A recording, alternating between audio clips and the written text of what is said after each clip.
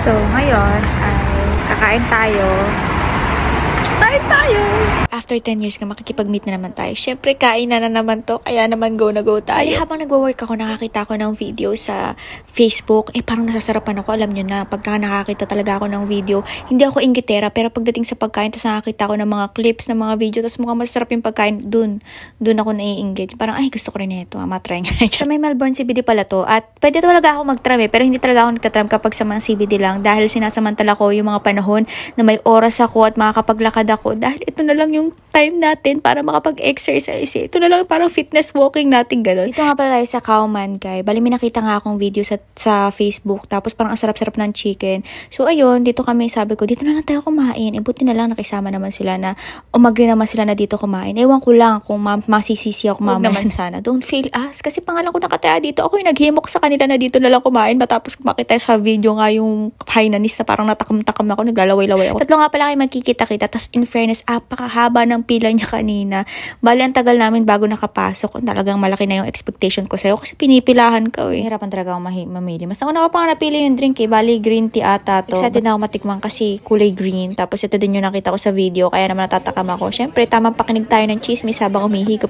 At okay naman yung lasa niya. Hindi naman yung wow na wow. Pero okay naman siya. Lasang milk tea. Diba, napakahusay kong mag-review. Tipong pakinabang, madami matututunan. Maraming may engay na chat. Tapos ito nga, dumating na nga yung ano namin, in-order namin appetizer, parang gano'n.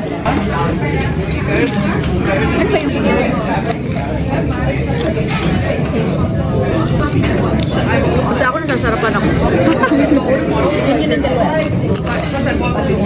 Ito pala isa sa mga drinks nila na hindi ko alam kung ano lasa kasi nakikivideo lang ako.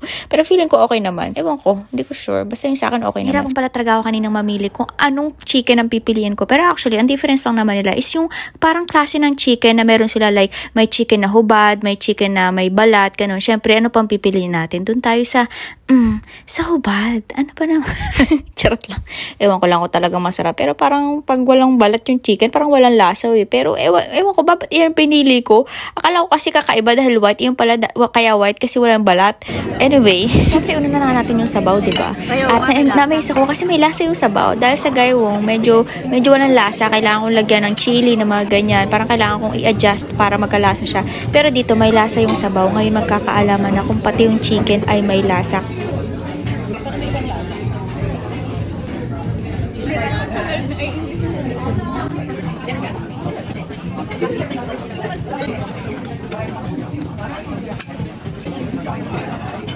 Well, sakto lang. Parang feeling ko mahal siya kasi konti lang din yung chicken niya talaga. Mas marami talaga yung sa gaywong na chicken. Ito kasi parang kanin talaga yung madami. Anyway, hindi man ako nagsisisi na dito kumain. Ewan ko lang sa makasama akong nagsisisi. Charot.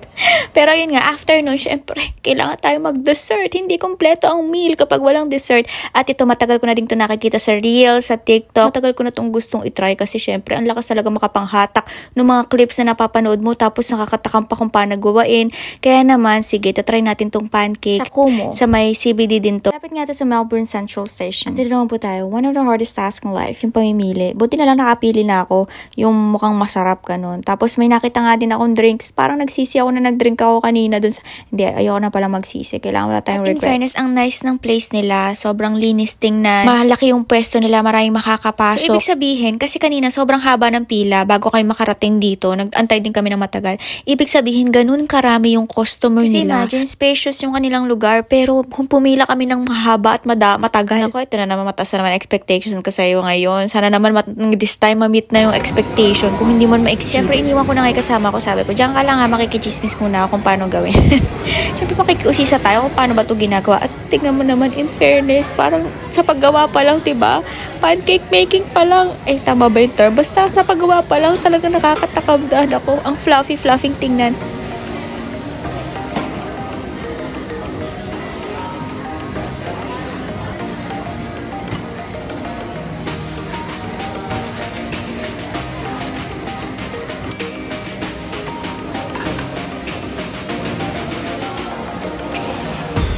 Dahil tapos lang tayong makichismis kung paano ginagawa. Actually, hindi pala tapos na. Nakapag-video na ako. Okay na yun. Para for the content lang, ganun. Dumating na nga finally yung aming order. Ay, grabe, nakakatakam. Tingnan pa lang, nakakatakam na. What more pa kaya kung kakainin ko na, kung mapapasok na yun sa bibig ko.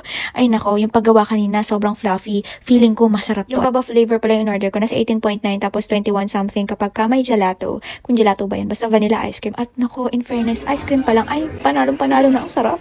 Kaya naman, tingnan mo, napapasayo-sayo ang ulo ko, diba? Alam niyo ba kung bakit masarap para sa akin yung ice cream? Kasi hindi siya sobrang tamis, creamy siya.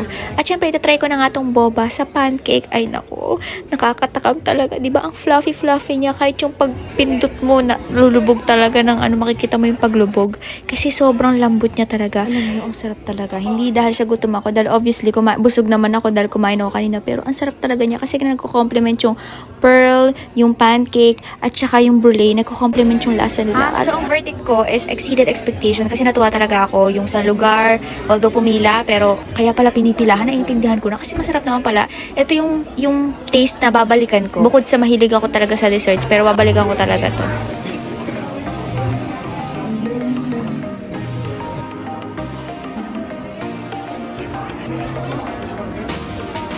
Salamat naman at na-happy na naman ang aking tummy, ang aking taste buds at lahat na nang pwedeng maging masaya sa akin, naging masaya kasi nasarapan talaga ako dito. Ito talaga yung masasabi ko, nababalikan ko talaga. Lalo nakita ko marami pa silang ibang flavor tapos may mga drinks pa. Ay, gusto kong matry sa susunod yung drinks nila. Tsaka ibang flavor ng pancake. Kaya ako pala nasabing mukhang masasarap yung mga drinks kasi kakaiba yung kulay. May purple, may green. Di ba? Basta kakaiba yung kulay. Ano pang inaantay nyo? Try nyo na din. Balitaan nyo ako kung nasarapan kayo o hindi. Pero sure naman ako na masasarapan kayo. Mga 99.9% sure.